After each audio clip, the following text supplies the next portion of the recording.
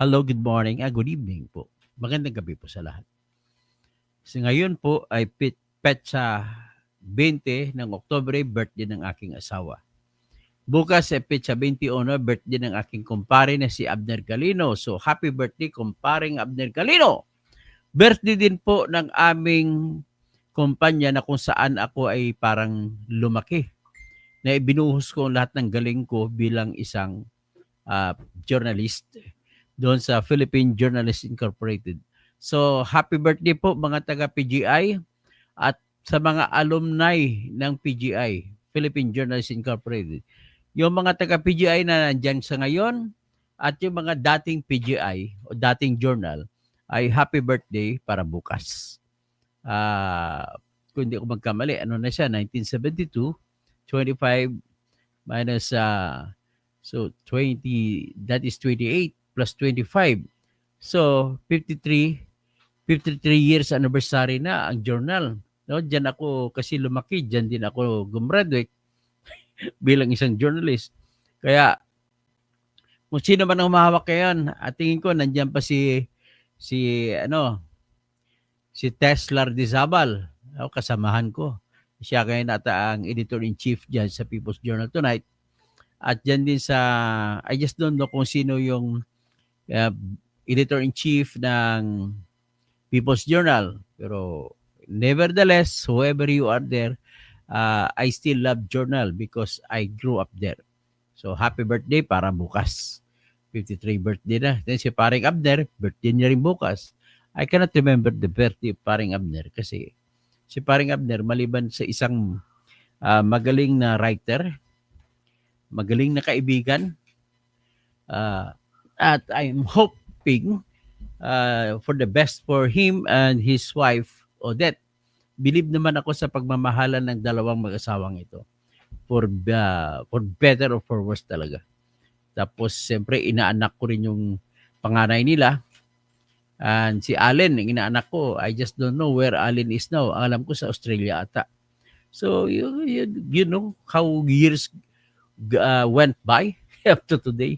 So nevertheless, hindi po yan ang ating topic sa ngayon. Ang topic po sa natin sa ngayon po, magandang gabi po mga kababayan. At ito naman po ating pag-usapan sa ngayon ay ang kinabukasan ng ating politika sa 2028. Na kung saan ay tinitingnan ng lahat na ang labanan sa pagkapangulo, sigurado ako nandyan po si Sara Duterte tatakbo.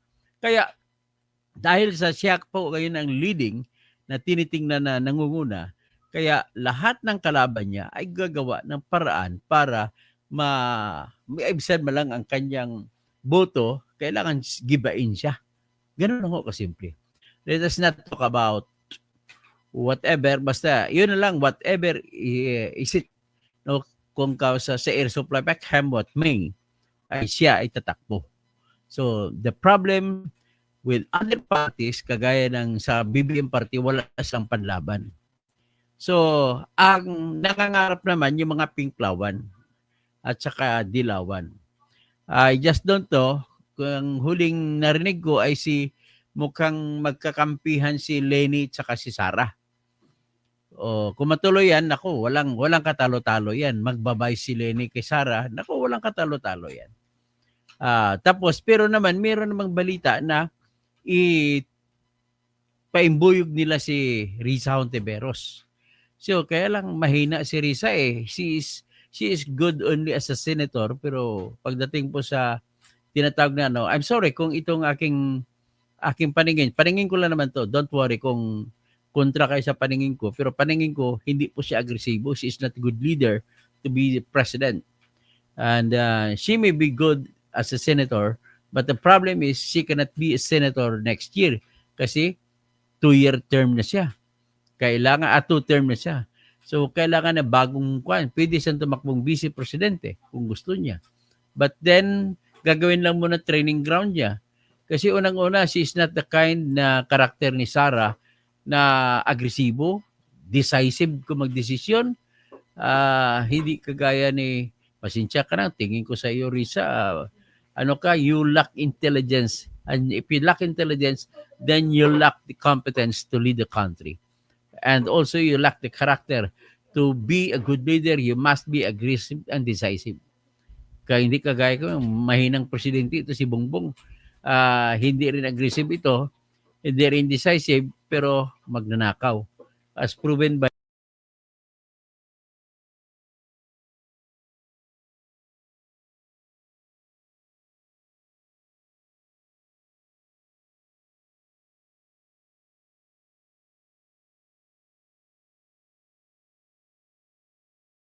yung problema ko ngayon, pinatay na naman, oh, naapektahan na naman ako. So I'll just look at it. Maraming bumabanat kasi sa akin ngayon kaya biro mo pinatay ang internet ko. Inatake naman ako. Pero nevertheless, topic for today is Remulla kontra sa kanyang sinabi nung una na hindi si ng puntirya ay pupuntiryahin niya na ngayon si Sara Duterte tungkol po sa confidential fund. At ito is nitong huli at dahil ito ay action daw siya dahil po sa reklamo ng Tindig Pilipinas. Alam mo na Tindig, Akbay, tsaka Akbayan. Alam mo na Akbayan, yan sila ni Risa Hontiveros eh. That's why, because Risa is actually prepositioning the biggest plum. Ano yun? Presidential plum. Tatakbo kasi talagang gusto yung tumakbong presidente. She thinks of herself as big. She thinks of herself as good. She thinks of herself as competent enough, intelligence-wise speaking. But sorry to tell you that hindi ako naniwala sa kanya.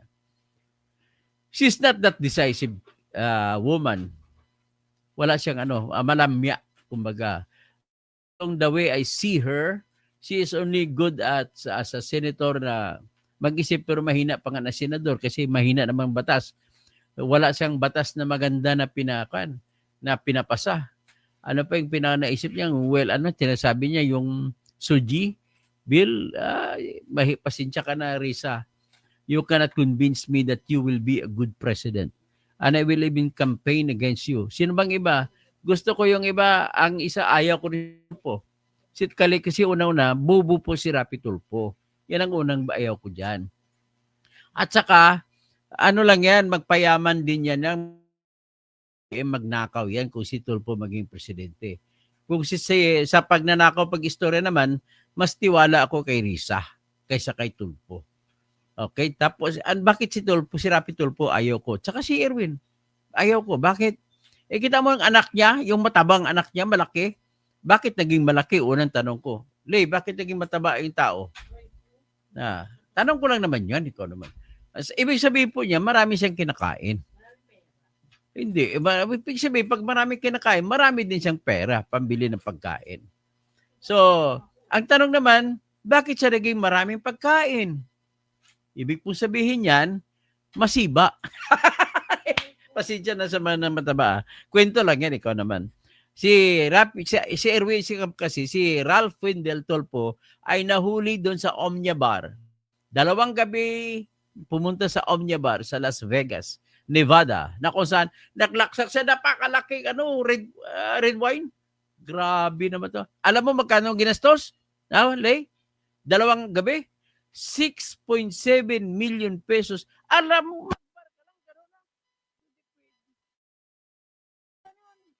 anak yun na red wine. Putang na, grabe. Bakit? Kasi laki niya. O pagtapos sino pag ibang nangangarap paging presidente, si Bongo. Bagay, kakampi ni Bongo si Sara, magbibigay. Ang alam po sila ini, pwede siya tumakbo, pero hindi, pasensya ka na, binubuto ko yung vice presidente, pero pagdating sa presidente, mukhang alanganin ako sa kanya kasi tika-tika rin eh. Pero huling pagsalita ni Lenny ay mukhang kakampi niya si Sara Duterte. So, ibig sabihin, pagka gano'n, mukhang nag-pre-positioning sila na magkakasama sila sa 2028. Pag-usapan na natin yung 2028 kasi walang kwenta yung presidency ni Bongbong Marcos, puro pagnanakaw lang. Kailangan makabawi tayo. Tapos ito ngayon, inupo niya, pampolitika ito si Remulla. Hindi lang pampamilya, pampolitika pa. Yan, gano'n si Remulla dyan. So, pampolitika ni BBM. Matapos kumita ito ng mga Remulla ng 7 billion pesos mahigit, binenta nilang Island Cove doon sa Pogo, kumita sa Pogo sa ilalim ni Duterte. Tapos imbestigahan nila ni si Duterte. How traitor are you, Mr. Remulla? Kaya kung ako presidente, hindi kita talaga pagkatiwalaan. Kung tinraidor mo si Duterte, tatraidor mo kayo sa Bongbong. Point na si Remulla. Nako, matindi ito. So, ito ngayon ang mas matindi. Lumalabas na po ang katotohanan na talagang 2028 na nakatingin ang lahat. So, tinanong si Remulla, investigahan niya daw si Sara. So, ito pakinggan mo natin. Tingnan muna natin itong mga interview na. O, nung pumasok siya, kapapasok niya, tinatanggi niya na si Sara ang niya, titirahin. O, pakinggan niyo yung kanyang sinabi dito.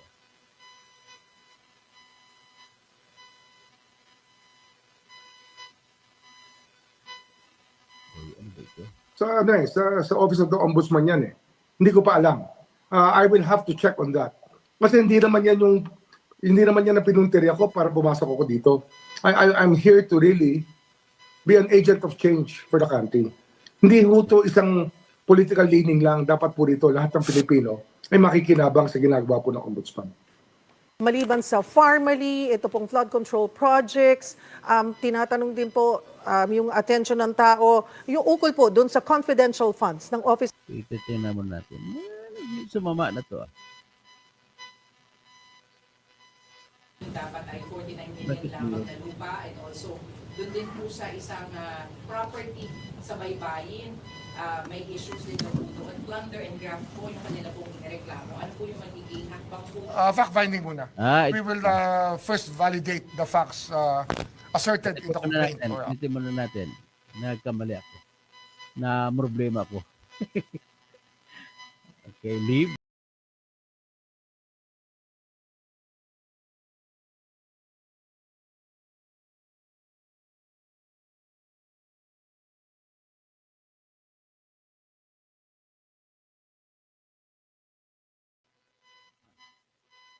Ayan, inulit ko lang ha.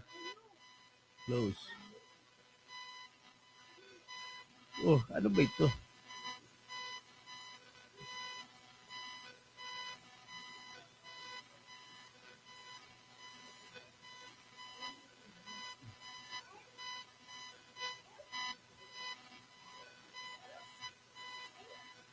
Ano ba ito? Well, problema ko na kung paano to Ayun pala naman eh. So, pasensya ka na. Nabaguhan ako. Anyway, ano natin ito ulit.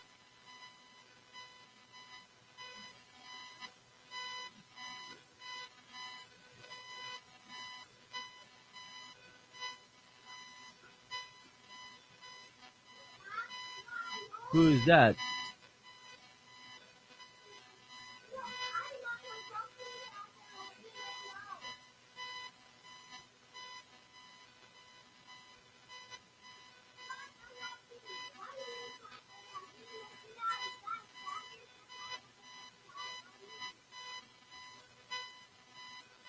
Right, just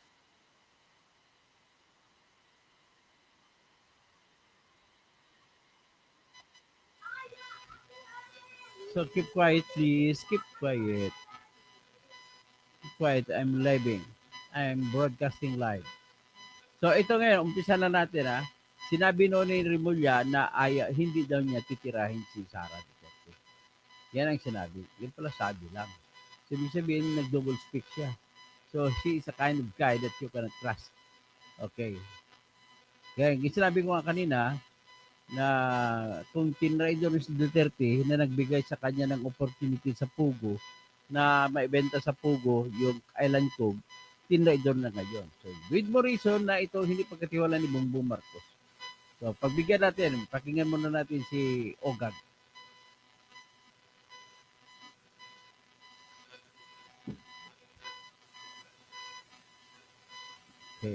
o yung ukol po doon sa confidential funds ng Office of the Vice President. Ano pong maaasahan mula sa Ombudsman on this?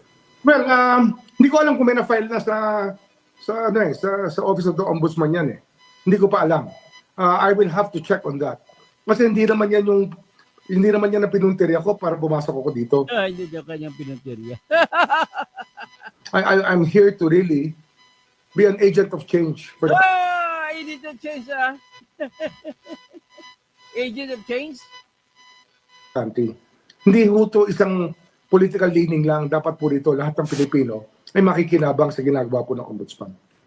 Maliban sa Farmally, ito pong flood control projects, tinatanong din po yung attention ng tao, yung ukol po doon sa confidential funds ng Office of the Vice President. Ano pong maaasahan mula sa Ombudsman on this?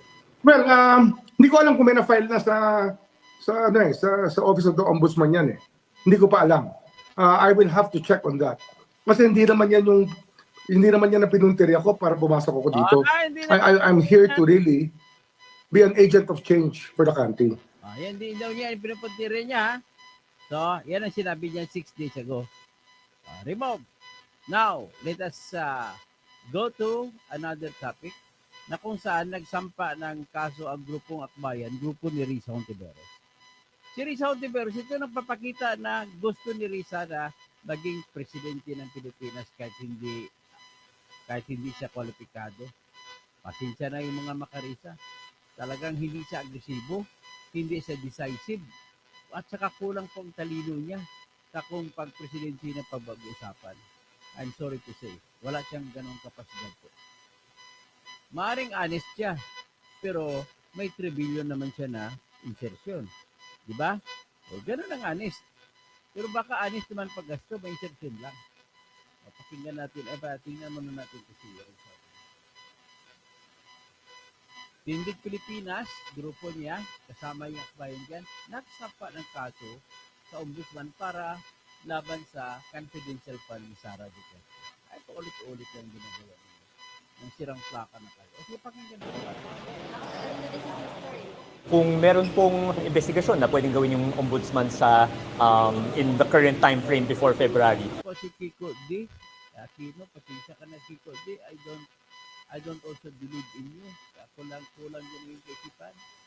At na-observe na kita, kukulangan ng inyong kaalaman. Marami kang sinabi na dapat mag-aral ka muna, mag-abogado ka para marami kang alam bago ka magsamali sa pelikula. Do not capitalize your name as an Aquino. Pare ka rin si Bongbong Marcos na tinitik advantage ng apelido na Marcos. Ito, tinitik advantage ng apelido mo na Aquino. Bull. O, pakinggan natin. Para mas malaman din po natin kung ano yung nangyari sa confidential intelligence funds ni VP Sara Duterte, ano nangyari sa laptop procurement sa panahon ng DepEd. Parang parte pa rin ito. Pero bakit ayaw nyo bang malaman ang confidential fund ni Bongbong Marcos na mas malaki, 4.625 billion pesos at kay Sara, 125 billion plus 500 million, 612 billion pesos lang. Oh, asa ng justice dyan? Asa ng iyong ano dyan? Ang sense of the fair play mo, sense of the honesty mo. If you are not honest, the fact that you are not running after other kids, you are not honest, Mr. Kiko D. Aquino. Panawagan namin ng complete transparency tungkol sa lahat ng mga anomalya na nagaganap sa Transparency. Where is completeness of transparency if we are not running after Marcos confidential fund? ating gobyerno. Well, magkaalaman na ho, di ba? Kasi kung ano ho, Paano natin malaman na kay Marcos? dapat malalaman natin kung ano yung mangyayari Ano naman, hinayaan lang 1 trillion ang pagnanakaw sa flood control? Oh, God. sa or ano yung nangyari sa confidential and intelligence funds noong impeachment trial sa Senado, hindi nga yun natuloy, di ba? So, ito po, we're hoping yung ombudsman can shed light on that statement. Sige na lang, pagbigyan natin. Kung Sige. talagang ano, yun yung naging use niya ng Pero I'm challenging you. You file also the ombudsman file also a complaint to investigate into the confidential fund 4,625 million sa confidential fund ni Bongbong Marcos. Saan ba napunta yan? Saan? Grabe kayo. It's a lot of money. Tapos hayaan nyo lang yung mga ang kwan nyo kasi, hindi nyo makaya ang Duterte, nakipagkampihan kayo kay BBM. Kaya ganon din kayo kakurakot. Kurakot na si BBM, hindi ko kurakot din. Walang kwenta tong buhay na to. Niloloko nyo lang mga Pilipino sa inyong laro. Ano, Marcos Aquino lang? Ngayon, Duterte? Oh. Siguro naman, ako naman, tirador naman sa maging presidente para, tanggalin ko kayo lahat. Pag magkatirahan kayo lahat, ako na matitira. Sana dadami ang aking mga subscribers. Pag mag 10 million ang subscribers ko, tatakbo talaga ako presidente para babago na ang sistema ng katarungan sa Pilipinas. Na kung saan gagawin ko po na mga tao mismo ang maghusga sa bawat korte, sa bawat kaso sa korte na papatakbuhin. That's the only way. Para hindi na magnanakaw ang tao dahil matatakot sila ngayon na sila ay makukulong dahil sigurado sila na hindi sila makabili ng desisyon ng judge. Kagaya ngayon, binibenta ang mga judges ang kanilang mga negosyo. Kanilang desisyon, kanilang negosyo. Okay? O, Kanyang CIF, sana malaman din po ng taong bayan. No? So, Oy, bakit taong bayan nakagusto? Bakit kay Sara lang ba gusto ng taong bayan? Gusto rin namin kay BBM para matanggal na kayo lahat. transparency po yung panawagan natin. Currently, Tapos ang baha, bakit hindi ka nanawagan sa baha? Ha? Ano kayo? Bakit? Kasi mayroong budget insertion sa baha si Rizal Tiberos, kaya ayaw niyang imbestigahan na baha. 700 million po ang flood control ni Rizal Tiberos. po yung hiling po natin ay yung investigation po. Pero kung sa judgment po ng ating ombudsman ay sapat na po yung kanyang matutuklasan tungkol kay VP Sara para tumuloy sa isang kaso, then that's something we would want to see as well. Kasi ang gusto po natin makita again, sana may consequences yung katiwalian na nagaganap. Problema ko lang, sir. Ayaw mo palang consequences sa katiwalian ni BBM. Ha? Grabe ko naman. Wala talaga kayong kwenta. O, ito naman ang sagot naman ni Juan.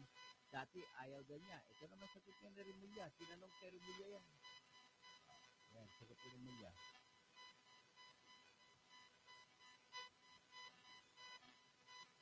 Pakinggan ni si Remulla.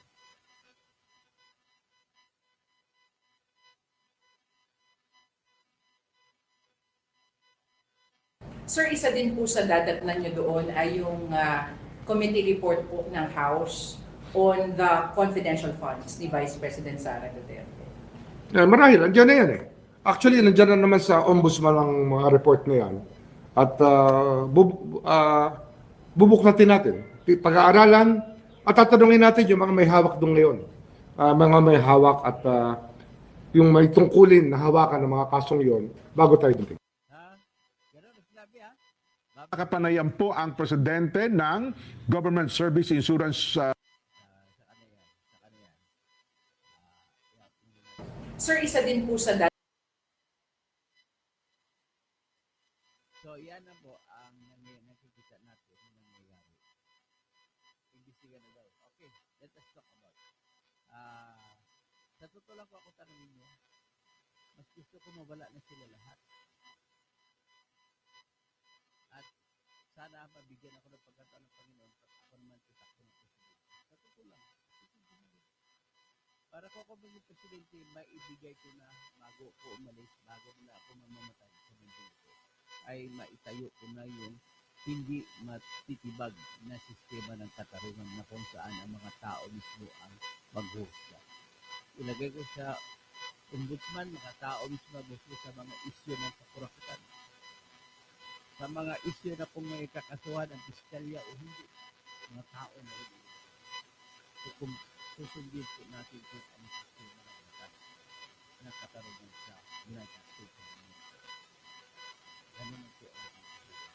Pag nasa kami na po ng tao desisyon, ang maging sistema po natin, kada probinsya, kada syudad, pag tuwing may kaso, raffle sa mga butante kung sino magiging judge, 12 pipiliin at sila po ang maghusga.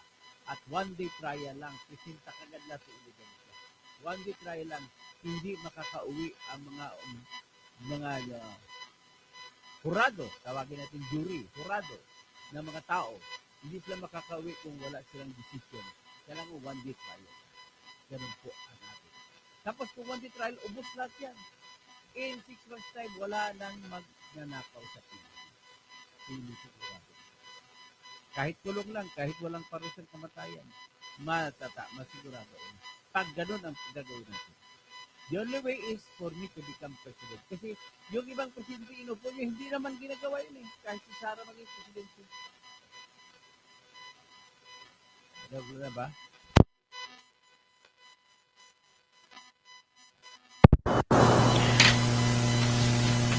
Nasira ng ano ko eh.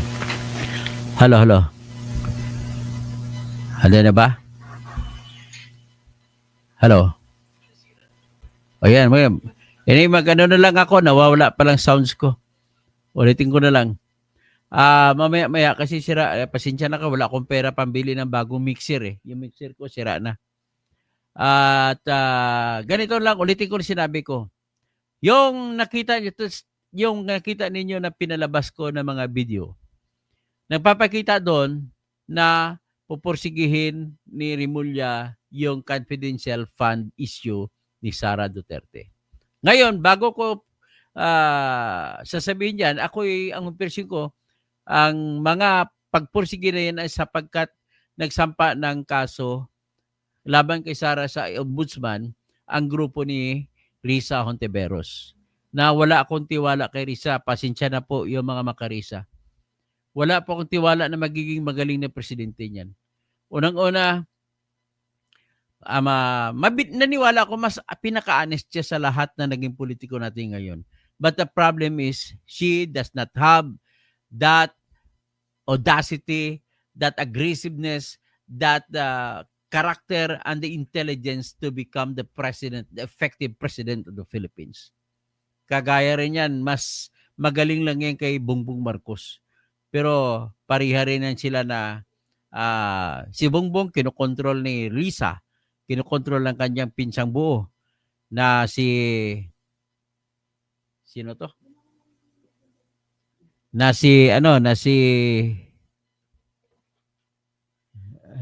Saan galing?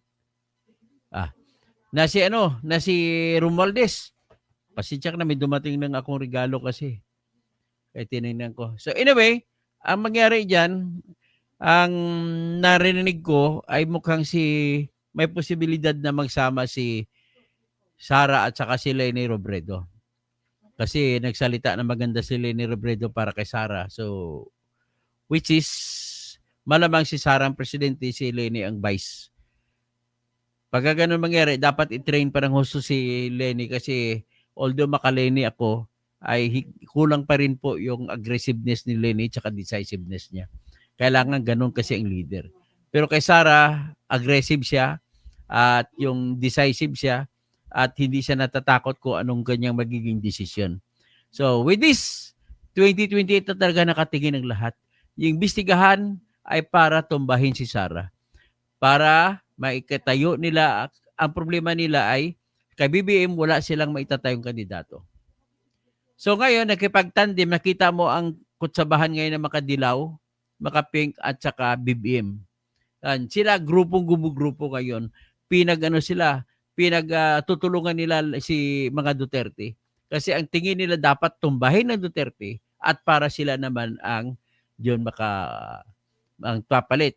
Ang problema lang ngayon ay nakialam ang Panginoon. Sa pakialam ng Panginoon, nagpadala ng 3 sunod-sunod na bagyo na tuklap ang mga flood control projects ni BBM. Nabisto siya, nasira siya ng gusto. Kahit ano pang gagawin niya, kahit umiyak pa siya sa langit, hindi na mababangon yung puri niya dyan sa flood control project. Kasi siya naman ang utak dyan. Huwag niya sasihin na sabihin niya, mahiya naman kayo. Hindi kasama ka dun sa kayo. Ikaw, unang-una, walang mailalabas na proyekto sa flood control kung hindi mo pinirmahan ang pundo.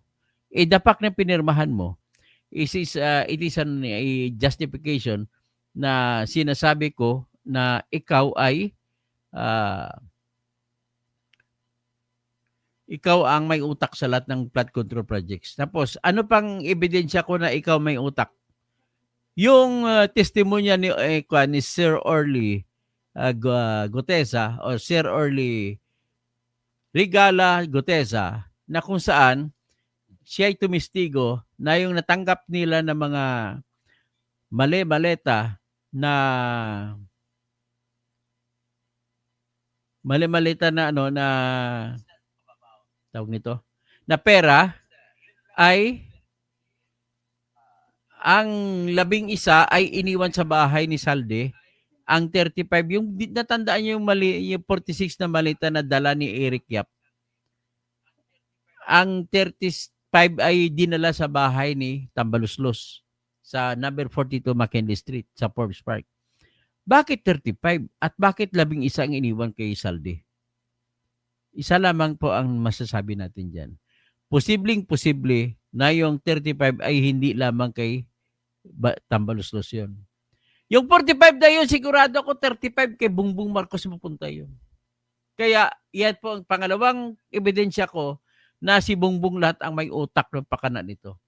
Style niya lang kunwari, wala siya. At sinasabi niya, ngayon, gawan lang paraan na may isalba si Saldi ko. Hindi nila pinapauwi sa Pilipinas. At nag-resign pa. Kasinong disenyo yan? Disenyo yan ninyo lahat. Pagkatapos, pauwiin at kung wala, truth to tell, bilang naging batikan din ako na abogado pagdating sa trial. Kung hindi ko maipresenta na testigo si Saldi ko, paano ko maikonek kung sino yung kumuha ng ibang pera sa likod ni Saldi ko? Wala lang, hanggang diyan lang si Saldi ko na lang maituro na siya ang kumuha. Pero kailangan natin si Saldi ko na tumistigo para sabihin niya na ang 35 na yon ay napunta kay Romualdez ang 15 at ang 20 ay napunta kay Bongbong Marcos. Mas malaki nga kinukuha lang kapag unprogram pa na pinunduhan. Ito lang yan, Bongbong Marcos. Huwag mo pa lukuhin ang tao na ikaw ay walang kinalaman dito. Number 1 po, ulitin ko lang, ikaw ang pumirma ng budget. Number 2, naglagay ka ng maraming unprogrammed funds. Number 3, yung mga unprogrammed funds mo ay walang numero kung alin ang unahin ko may savings. Kasi ang unprogrammed funds, iyan po mga budget na nilagay na pagkakagastusan sa kasakaling may sobrang pera. Ngayon, ang problema mo, pag ikaw namili, kung alin dun sa sobra ang unahin mo, then that is already pork barrel. And that is not allowed by law. Ganun pa man, kahit not allowed by law, ginagawa ninyo, namili kayo at ang mga sobrang pondo sa ibang mga departamento ay binuhos mo doon sa flood control projects din. At ang pinakahuling pruweba ko ay yung katotohanan na walang perang mailabas kung hindi sa pirma ng Pangulo ng Pilipinas. So nakakahiya kayo. So ngayon, ang imbestigahan nyo yung confidential fund ni Sara. So ang target nyo lamang talaga dyan ay masisira yung isa para kayo magtatakbo. Pero ang bala ko, ulit-ulitin ko po sa aking mga listeners, ikampanya nyo po ako na dadami po ang aking subscribers. Pag hanggang 10 million na subscribers ko, mangako ko sa inyo, tatakbo akong presidente at manalo ko, sigurado na matupad na ang pangarap ng Pilipino. Ibalik ko, ilagay ko ang Pilipinas sa kung saan ang magdidesisyon sa bawat korte ay tao. Kagaya sa Amerika na kung saan jury system. At ang magdidesisyon kung sino kakasuhan sa bawat mga piskalya sa Pilipinas mula sa apari hanggang hulo sa bawat prosecutor's office, ang magdidesisyon ay tao. Magbubuo tayo ng grand jury kada probinsya, kada lalawigan, kada syudad. At ang mga grand jury members na yan ay magsisilbi ng 6 na buwan lamang. Papalitan sila lagi para walang kutsabahan na mangyayari. At kung ganoon, matatag na siya, matatakot ngayon yung mga kurakot na gagawag na nakaw kasi andyan na. Idadagdag ko pa yan na magiging may parusa ang isang testigo na nakakita ng krimen. Kapag ayaw niyo pa testigo, ipapakulong siya ng hindi bababa sa 10 taon. Para lahat mapilitan magtitistigo pag may nakitang mga krimen. Kaya sa totoo lang, tanungin niyo ako sinong gusto ko maging presidente? Ako, hindi si Sara, hindi si Risa, hindi si Tulfo. Si Tulfo naman, paano ka magpaniwala dyan? Unang-unang anak niya si Ralph Wendell Tulfo ay sugapa. Pumunta ng Omnia Bar doon sa Las Vegas sa United States of America. 2 araw sa Omnia Bar. Aba, uminom ng malaking, napakalaki na isang, siguro mga 5 litro na kalaki na red wine. Ininom, ang binayad 6.7 million pesos. Pinagalitan pa nga siya ng kanyang tito na si Ben Tulfo.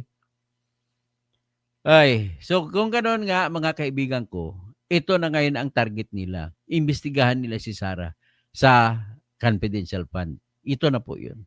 So ngayon, ang sa sunod ko lang itatalakay kung talagang mananalo ba sila o hindi.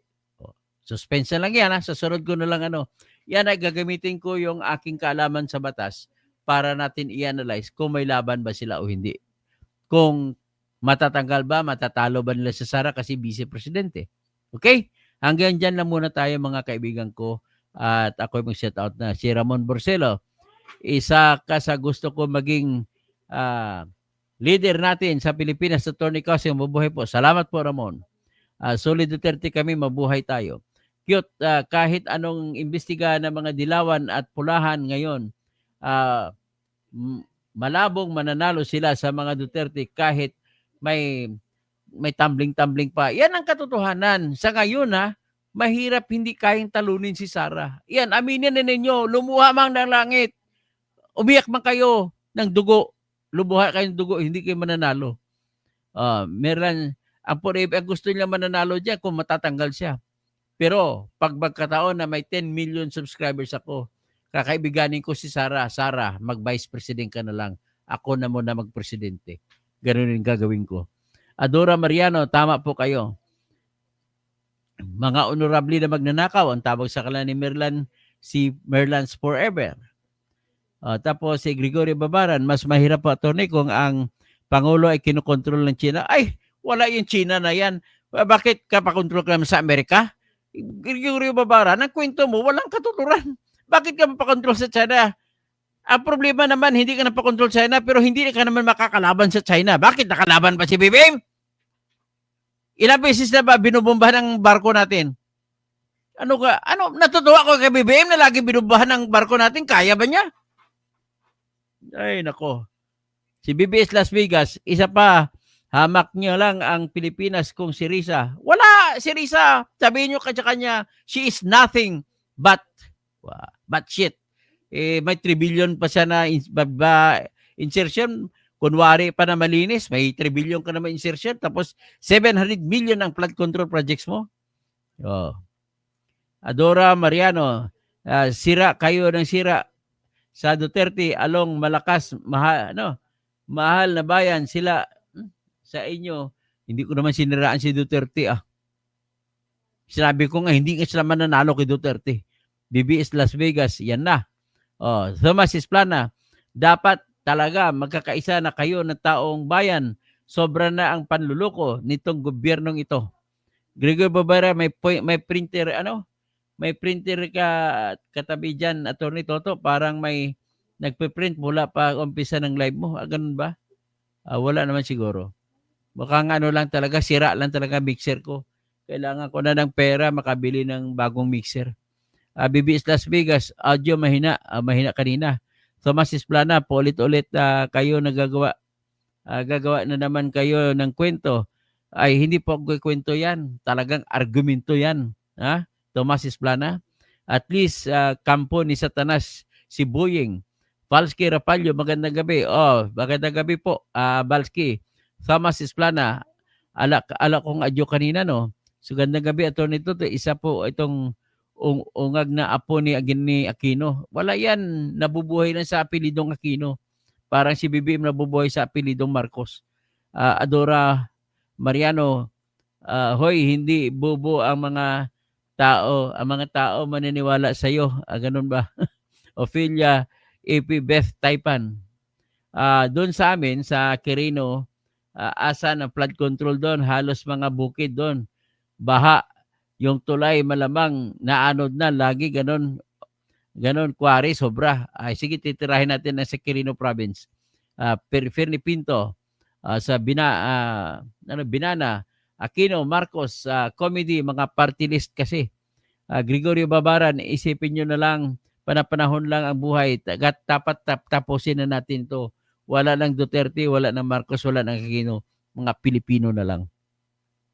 Gali Ramirez, confidential fund ni BP, pati si BBM, sana hanapin din nila. 4.625 billion po ang confidential fund ni BBM. Gregory Babara ng Puso Motor ni, sige lang, okay lang po. Ador Mariano, bakit Sara ang animal kayo? O bakit si Sara lang imbestigahan nyo? Bog Saddam, masyado halata ng mga diskarte nila. Okay, Gregory Babaran, pati si Chabit. Si Chabit, i-discuss ko mamaya. Bog Saddam, ganda gabi sir, sabi ni Bonjing Remulla, sir, wala daw siya sino, bakit BP Sara na rin, obvious masyado. Marshall Celerio, diversionary tactic na naman yan. Sige pre, tinanggal nila para hindi matutok ang tao sa baha. Adora Mariano, Jet Mata, tamak ka, Duterte. Okay. Okay, tapos si Gregory Babaran, wag na kayo umasa na makatakbo si Sara sa 28. Reggie Regal Felipe, Dr. Toto, hala daw, sina Tito, Pepsi Paluma, Lacson. Sina Tito Vic, Anjawi, lahat sila ay nag-iisang ligaya sa ating buhay. Bulaga ay nabaha. Gregorio Babaran, parity talaga ni Ombudsman kaso versus Duterte's. Adora Mariano, nagmamalinis. Si Virus, Jeff Mata, neutral pero bias 2.0. Kwento mo sa Pagong Rimulya. Reggie Regal Felipe, Marilyn Bundok, Bonjing, lahat ay kay BBM, hindi mo imbestigahan.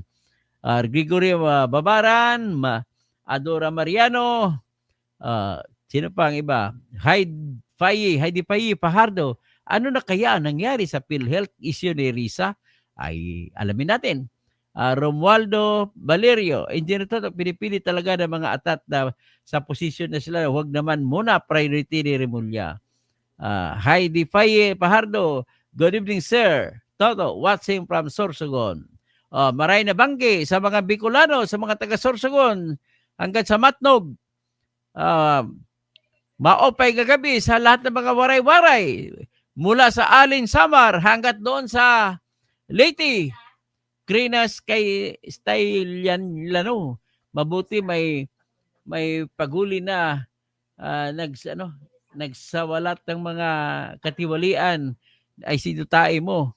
Berge Piquero, well said Sir Toto. Bernard Magtibay, okay, clap. Sige, hanggang dyan lang muna tayo ha, kasi ang sa talakayin ko kasunod ay si Chavit Singson. BBS Las Vegas, audio mahina. Sige, kanina pa ito, yun eh. Si Ramon Barcelo, Solid Duterte, kami, mabuhay tayo. Okay, basta ganito ako. Pag aabot ng 10 million ang subscriber ko sa 2028, tatakbo kong presidente, hihikayatin ko si Sara na maging vice president na lang. Yan ay imposible, pero wala namang bayad ang pangarap di ba? Pipito Bato, watching from Talavera. Oy, sa Talavera, lagi akong pupunta dyan, Nueva Ecija. Diyan ako dumadaan. Hindi, sa kabila ako dumadaan, papuntang San Jose. Papunta rin ako ng Isabela. Magbablog ako dun sa Isabela. Rosalie Apura. Oy, kumusta ka na, Rosalie Apura? Raimundo Ribucas, DDS takbo na. Sige, hanggang dyan lang muna tayo, mga kaibigan. At magandang gabi, mga kababayang Pilipino. Ito pala, pakita ko lang relo. Ito, binigay ni Copper si Lapid sa akin. Bayad niya sa lahat ng kasong pinanalo ko sa kanya. mga libel cases. Kaya naalala ko si Copper C, October 2 siya, October 3 siya pinatay.